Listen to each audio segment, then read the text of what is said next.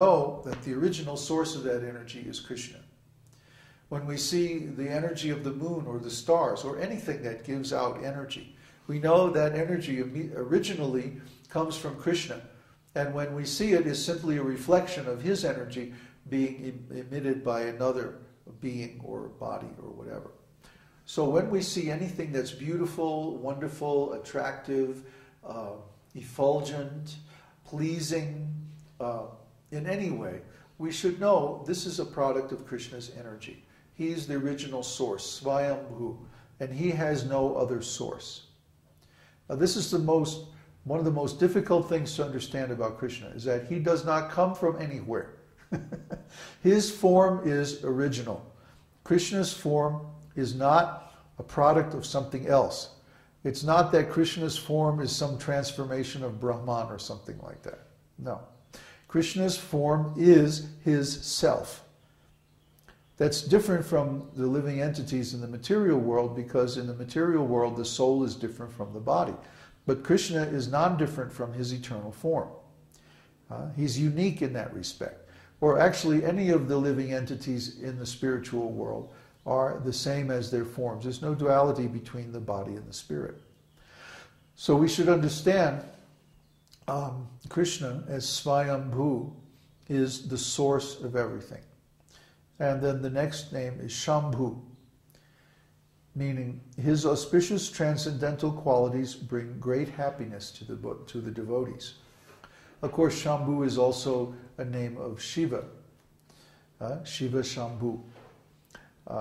But Shiva and Shambhu are both originally names of the Supreme. And Lord Shiva gets those names only because he embodies some of those qualities. Now, what is Lord Shiva exactly? Lord Shiva is another unique living entity in a category of his own. Lord Shiva is called Mahadev. Mahadev means the greatest demigod. But what is actually his position? Well, actually, he is between the material and spiritual worlds. He is the Supreme Lord. But because he's in touch with matter, because his duty or his function is to destroy the material creation at the end of the universe, the end of time. So he has to actually contact matter. He has to be in touch with matter. And also he's in charge of the material mode of ignorance. Therefore, he doesn't become covered by matter, but he's in touch with matter. Unlike Mahavishnu and the other Vishnu forms, who never contact matter directly. They only glance over the matter. And by their glance, they do everything. But Lord Shiva actually contacts the matter. It's described that that Uma, his wife, Maya, is sitting in his lap and like that. So because Lord Shiva actually contacts Maya, he's not worshipped as the Supreme. That's a mistake. If we worship Lord Shiva as the Supreme, he will not be pleased, because that is an offense to Lord Vishnu. Only Vishnu Tattvas are worshipped as the Supreme Lord.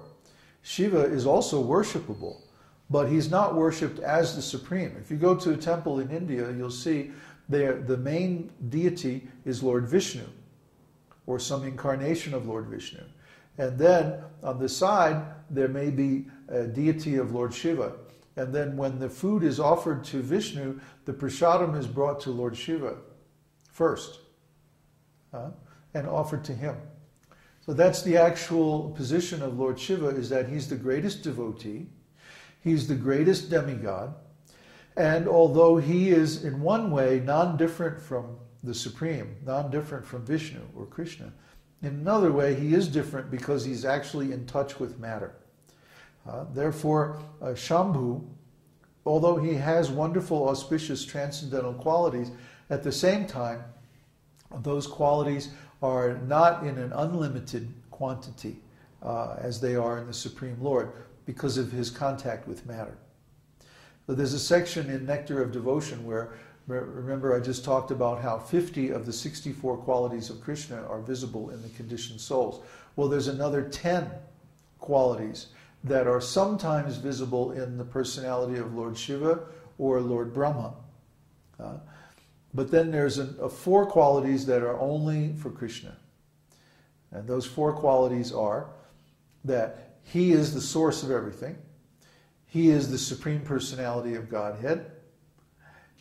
He has an abundance of wonderful pastimes with his devotees that are transcendental and very, very beautiful.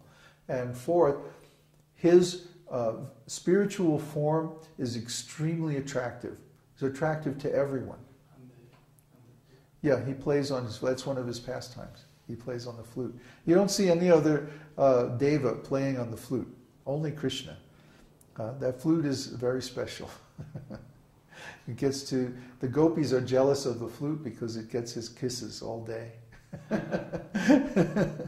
And they can only get them at night. So the next name is Aditya. He appears in a splendid golden form among the demigods. Aditya. Aditya means the son of Aditi. And who is the son of Aditi? That's Krishna's incarnation as Vamana-dev. So actually this is talking about the Vamana incarnation of the Lord. Vamana is, he appears at the request of Lord Indra as his brother.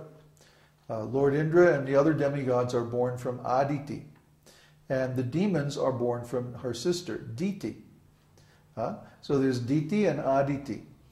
And Aditi becomes the mother of the demigods like Shiva, not Shiva, but like Indra, Varuna, and so on. And so then Vamana appears as the son of Aditi. And he saves Indra from the embarrassment of being conquered by the demons. Bali Maharaj conquered the whole universe, including the heavenly planets, and even took over Indra's palace. So Indra was very embarrassed by this.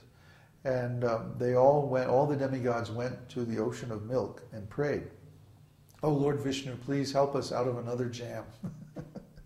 So Lord Vishnu then Lord Brahma sits in meditation, and Lord Vishnu revealed his plan. He said, "I will appear in the family of Aditi very soon, and then I will return the heavenly kingdom to Lord Indra."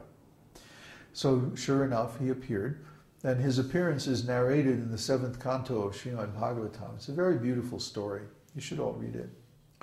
And then he goes to Bali Maharaj as a young Brahmana boy. In fact, he went as a dwarf, very short, very small. And he said, "Dear Maharaj, please give me 3 steps of land. That's all I want." And Bali Maharaj, of course, was very intelligent, and he could tell, oh, this is Lord Vishnu. So he said, "Oh, no problem, I'll give you anything you want. I'll give you the whole universe, whatever."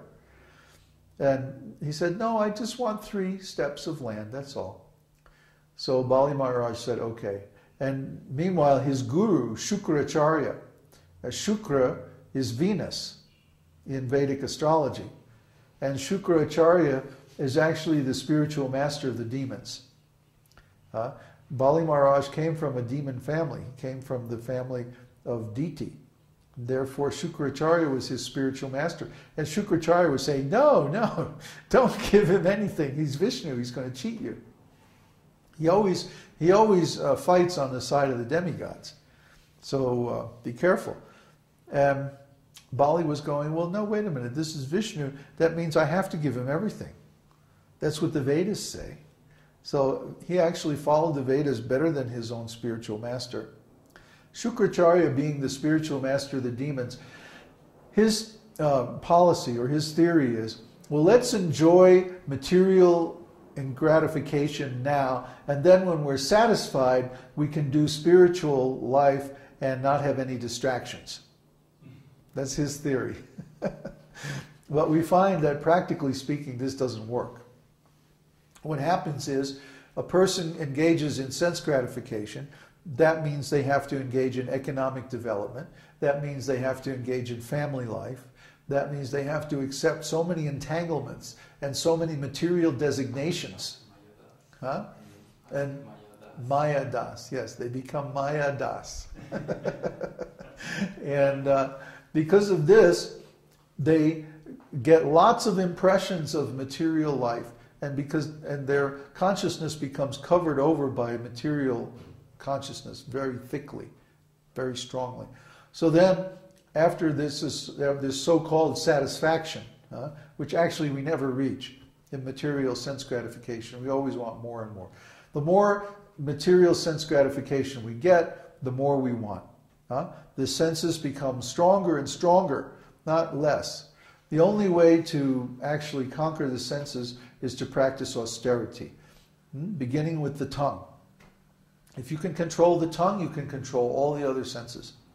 And the problem with most people is that they can't control the tongue. They want to eat all kinds of nonsense. They want to speak all kinds of nonsense.